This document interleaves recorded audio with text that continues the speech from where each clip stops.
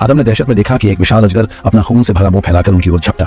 डर के मारे जॉन और उसकी पत्नी एमिली का हाथ फिसल गया और दोनों हड्डियों के ढेर में गिर पड़े। लेकिन अजगर इतना आसान नहीं था कि मुंह में आई शिकार को छोड़ दे। उसने फिर से मुंह खोलकर उन दोनों पर हमला किया।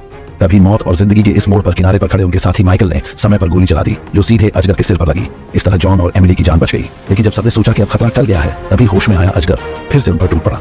लोग डर से जान बचाने के लिए भागने लगे, मगर अजगर भी उनके पीछे पीछे पागलपन से पीछा करता रहा। ठीक तभी जब वह उन्हें पकड़ने ही वाला था, लोग घबराकर बिना सोच समझे एक लोहे के दरवाजे के भीतर घुस गए। मगर उन्होंने अजगर की भूख और पागलपन को कम आंका था। अजगर अपने पूरे शरीर से लोहे के दरवाजे को जोर जोर से टक्कर मारने लगा। अब कहीं छिपने की जगह नहीं थी। घबराए हुए लोग मजबूर होकर गुफा के अंदर की ओर भागे।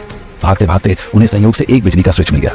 जैसे ही उन्होंने बिजली चालू की, अंधेरी गुफा रोशनी से जगमगा उठी और उसी पल अजगर की टक्करें भी रुक गईं।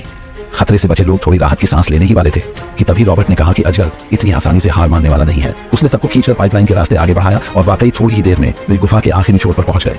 वहां सबने मिलकर औजारों से सीवर का लोहे का गेट खोलने की कोशिश की, लेकिन तभी अजगर अचानक प्रकट हुआ और डेविड को पूरा निकल गया। यह देखकर सब डर के मारे फिर भागे और बाहर निकलने का रास्ता ढूंढने लगे। लेकिन अजगर भी सीवर गेट से अंदर आ चुका था। अजगर ने तुरंत हमला नहीं किया। तभी रॉबर्ट को अचानक कुछ याद आया। उसने बैग से एक छोटा सांप निकाला। असल में उसने पहले ही अजगर का अंडा चुपके से उठाकर रखने की कोशिश की थी, ताकि बाद में रिसर्च कर सके। यही वजह थी कि बड़ा अजगर गुस्से में उनका पीछा कर रहा था। अपनी गलती समझकर रॉबर्ट ने तुरंत उस छोटे सांप को अजगर के सिर पर रख दिया। बच्चे को सही सलामत देखकर अजगर का गुस्सा शांत हो गया और वह बिना नुकसान पहुंचाए वहां से चला गया। इस तरह अंत में सबकी जान बच गई।